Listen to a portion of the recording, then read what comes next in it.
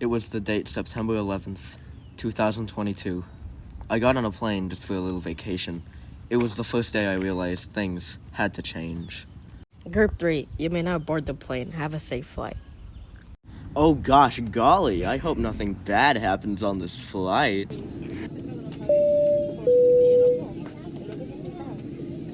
Good morning, ladies and gentlemen. On behalf of Icelandic Airlines, I am pleased to welcome you aboard Flight 2384 with Service Iceland. Federal regulations require that carry-on items are stored before closing the aircraft door. Your items may be placed in an overhead compartment or under the seat in front of you. Use caution when placing items in or removing them from the overhead compartment, and let us know if we may assist you. To expedite the boarding process, please be seated as quickly as possible after storing your carry-on items. Take a moment to review the safety instructions card in your seat pocket. Passengers seated in row 21 are also asked to review the exit row seating requirements. You may be required to assist the crew in an evacuation if seated in an exit row. If you are unable or unwilling to perform the functions described on the card, just ask to be reseated. Thank you. This is gonna be such a long flight from Moscow to I guess I'll just sleep through the slog. It'll pay off when we finally have a safe landing.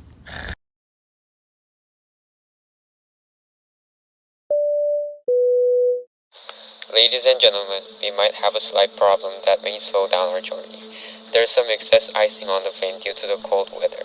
Please stay seated with your seatbelts fastened. Uh-oh, I hope nothing bad happens. How long will this flight take, man? It was already as long as it needed to be.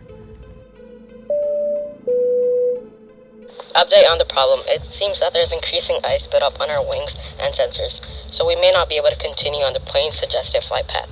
We may need to make an emergency landing at a nearby airport. Then we'll be back on track. Are you serious? I already have a tight schedule as it is. But well, I guess there's nothing I can do about it. Ladies and gentlemen, we're about to make an emergency landing at a nearby airport. I don't know how we're gonna do this. There's so much ice. I wish our planes had an anti-ice system. As long as the landing gear works, we should be alright. Wait, the wheel well is frozen. It went open and the landing gear can't come out. Oh no, we gotta do something. Let's try to land without the gear. Even if it's super dangerous, this is the only choice we have now.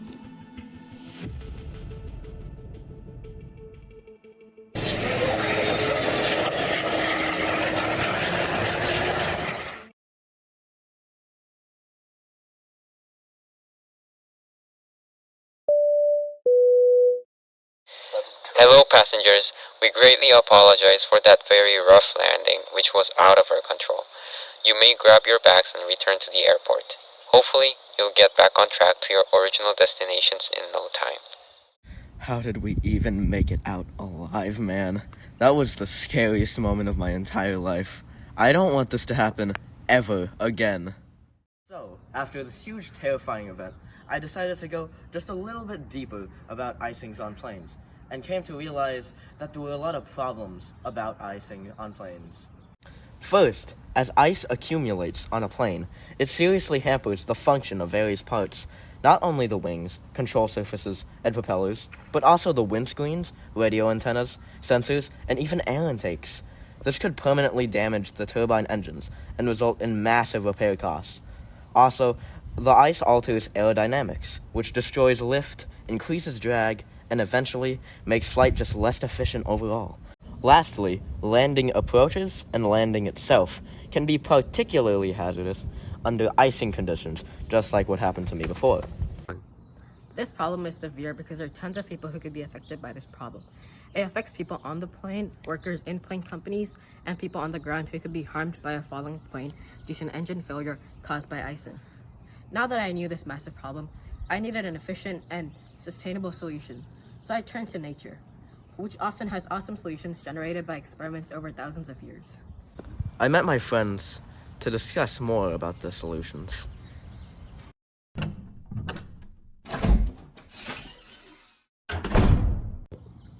Okay guys, thank you for coming to discuss this with me. Any ideas about it?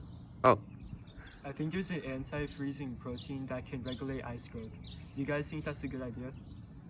No, I don't think so. How are you going to make the protein continuously? And also, how are you going to keep the protein on the surface of the plane against all the winds? True. First of all, I think we need to make sure that the airplane surface prevents water in order to prevent icings. I heard that some animals like ducks and otters produce oil on their skin to make themselves waterproof. Maybe we can try to apply that on the airplane. I'm not quite sure about that idea. Oil is not necessarily a reliable method to stop the formation of ice. Most oils can also freeze at certain temperatures. We need something that can completely avoid the buildup of water on certain surfaces. Oh, well, how about mimicking lotuses? Lotuses can effectively prevent icings because of their surface, which is waxy and uneven, therefore repelling water. Also, lotus leaves are covered by micro-relief substance, which are bumps in the surface of the lotus plants. This creates a rough structure to repel water due to less surface area touching it.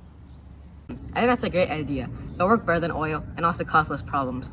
How about we do some more research? Yeah, it'll also be more cost efficient. It can last longer because it's just going to be like a coating on the surface. The only maintenance would be reapplying the wax whenever it runs out, which would take about a month in the harsh conditions up in the sky. But this is still much better considering the airplanes are sprayed before every single flight. Okay, let's apply the Lotus strategy to planes. We can make a 3D model. One eternity later. Voila! Here's our plan. It's not a whole innovation model. It's just like adding textures and wax to the surface. Still, it will be beneficial in terms of time, efficiency, environment, and safety.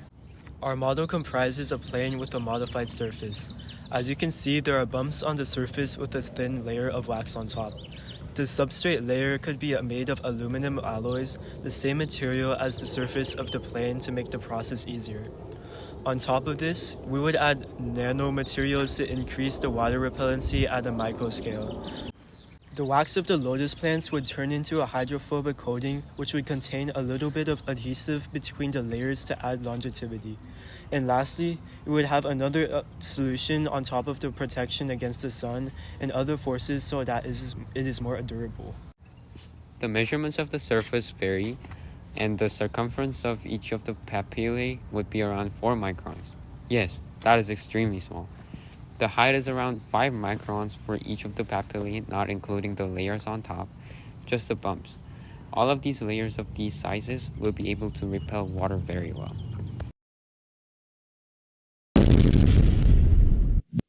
But how does that relate to anti-icing? Can ice form still? I mean, technically it can, but it will rarely occur since there won't be enough water available to run into the ice. Also, even if ice does form, according to the study of University of Nebraska-Lincoln, ice grows differently on a water-repellent surface, so the ice will be blown away easily by the wind on a moving plane.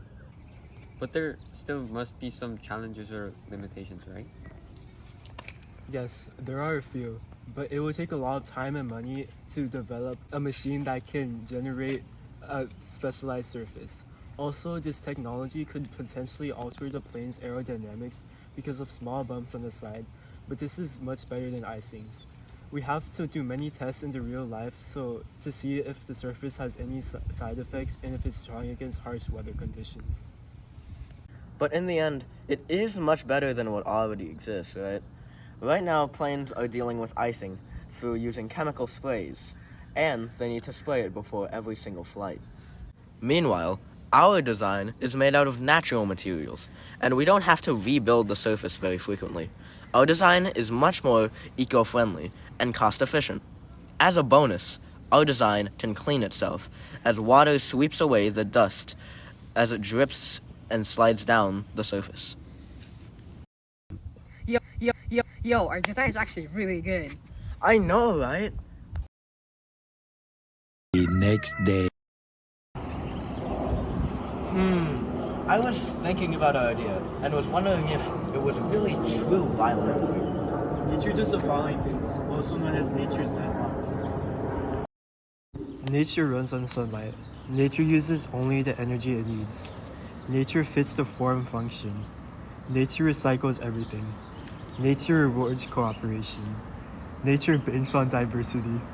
Nature demands local expertise. Nature curbs excess from within. Nature taps the power of limits. For design to be true biomimicry, it should follow these laws, and our solution does. Our design, for example, follows the third rule by gaining the perfect shape to repel water.